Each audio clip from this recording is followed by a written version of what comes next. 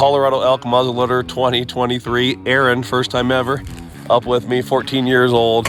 And of course, Steve. We'll see. We are ready this year. It was tough coming up here, 4 months after the heart attack, but my heart felt good. How do you feel, Steve? Great. How do you feel, Aaron? Wonderful. Looks good tonight. It's pretty up here. Not too bad. Let's see what happens. Not hauling the Blackstone griddle up here, so we have, a tiny stove for water, and we have the Peak refuel. Tonight we have home-style chicken and rice, beef stroganoff, and Steve is having the Chad Mendez signature edition elk ragu pasta.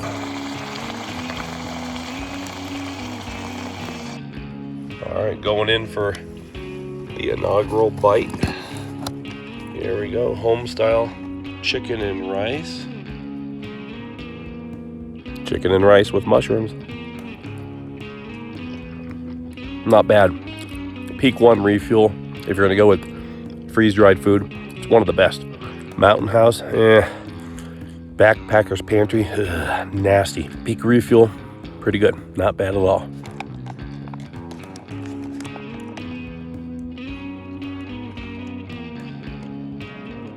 Sun going down over the horizon.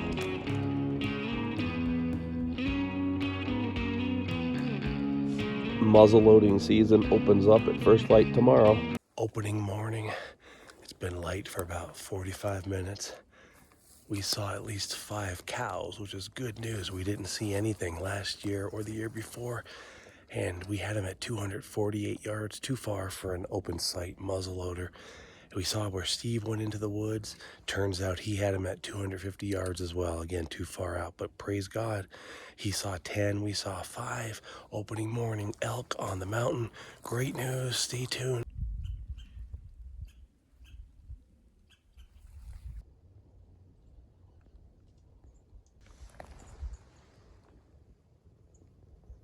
Lunch break on the mountain.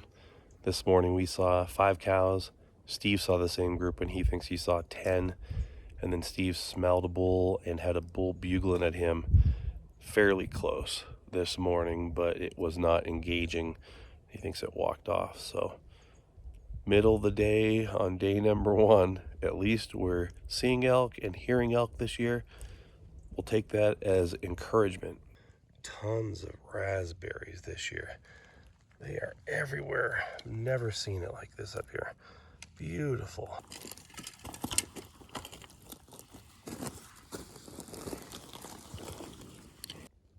Insane. I've never seen berries like this up here.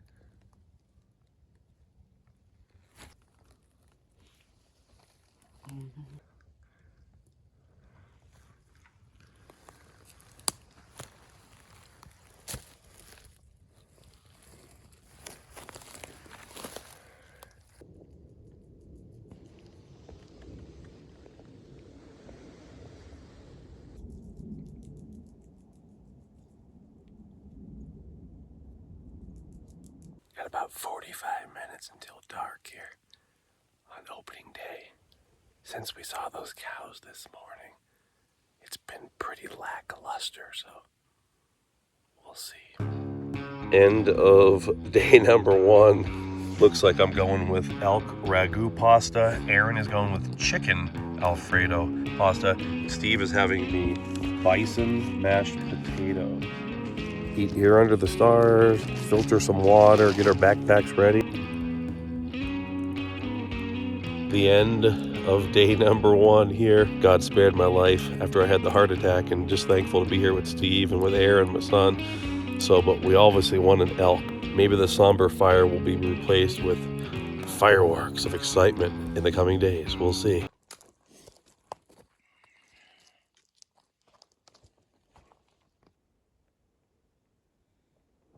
Day number 3, nothing yet. Seeing lots of sign, and it's beautiful. Look at this, nobody else is up here. No elk yet. After a grueling morning hiking in the rain, we made it back to a local campground where we parked the first night before we went up the mountain. We went into a Walmart, bought some Kodiak cakes, made some pumpkin spice flapjacks on the Blackstone griddle. It was so much fun to just get down out of the high country. We've been up there hiking, just eating beef jerky, granola, and dehydrated meals. So it was nice to just get away and get back down. We even got some showers. Day number 3 is winding down, and we've had a couple exciting moments being able to smell elk, but we're having a blast. God just keeps reminding me how important it is that I give him all the glory for everything. You know, I keep thinking, all afternoon I've been thinking about my son Aaron over here. People talk about being tough, right? Oh, my son's tough. You can bench 225 pounds or run 50 miles, whatever, all these things. We've hiked 14 miles already today. We're going to be at 15 miles or more by the time we get off this mountain. We're wearing anywhere from 35 to 40 pound packs here. And we have guns as well. Heavy duty stuff. And so I'm proud of my son for that. Just proud to have a son, you know, excited that God has given me children. And I remember hunting up here on this mountain 20 years ago. And actually 18 years ago. 18 years ago. And never thinking that, you know, I'd be married or have kids. And so all glory to God. We're having a great time. We're starting to get into the elk. I feel really good about tomorrow.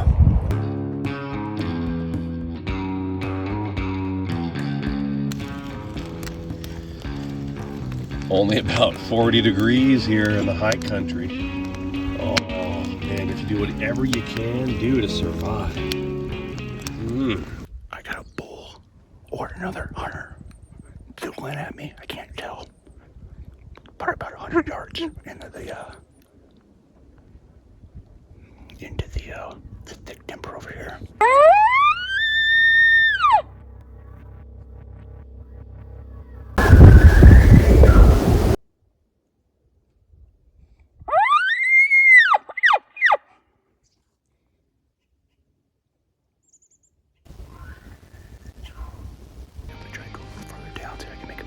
I think it might be a hunter, but I got a real strong smell of elk, so we'll see. I'm shaking bad.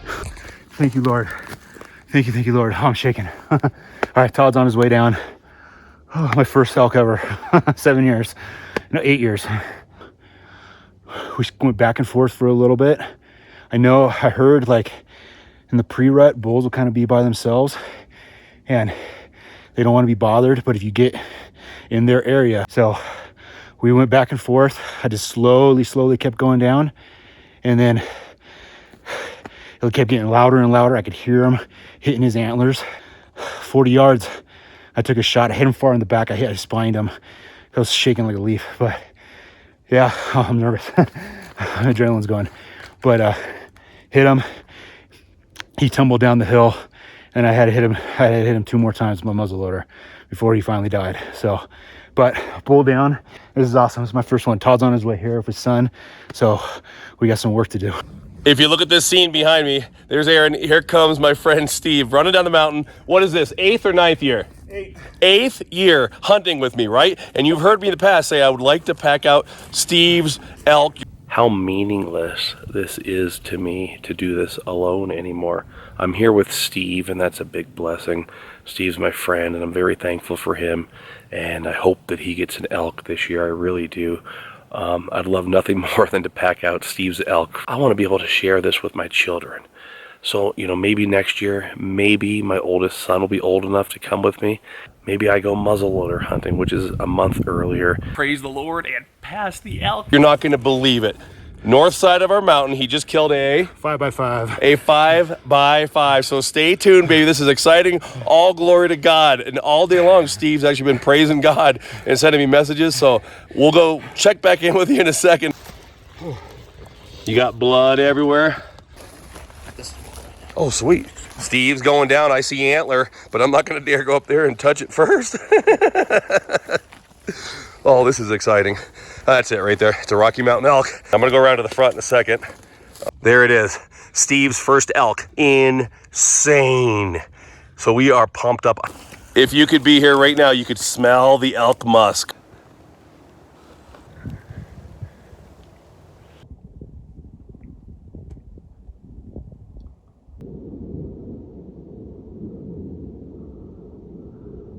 spike at 130 yards.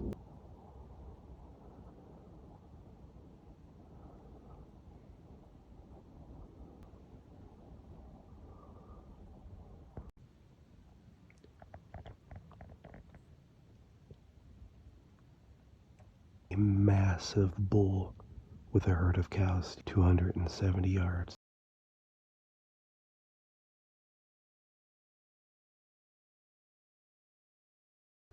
An absolutely massive bull.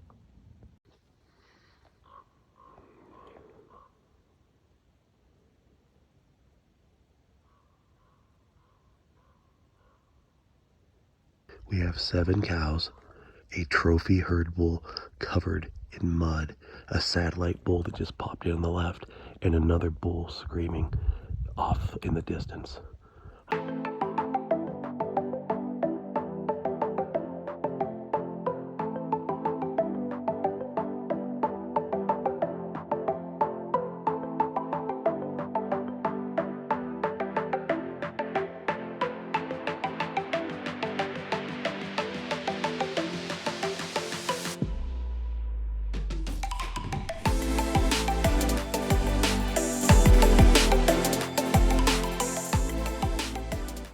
This is our little lunch snack: salami, cheese, chocolate covered almonds.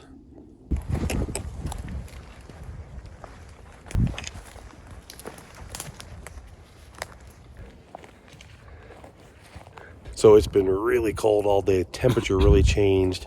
It's been raining quite a bit. We've been hunkered down under trees. Can't get the powder wet, obviously.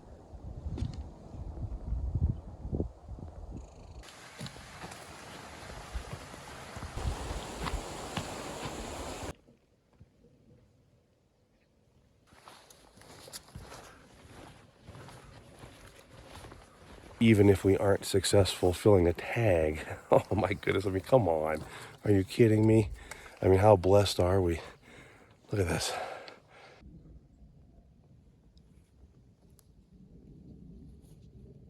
Aspens are just starting to turn here. So in the next 1 to 2 weeks, it'll be prime up here. Just starting to see some yellow.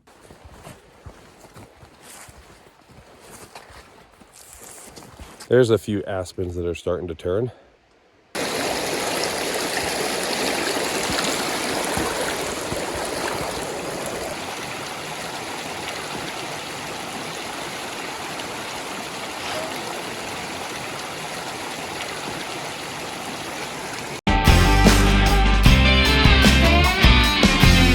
Smoky barbecue sauce, beautiful toasted brioche crowns on top.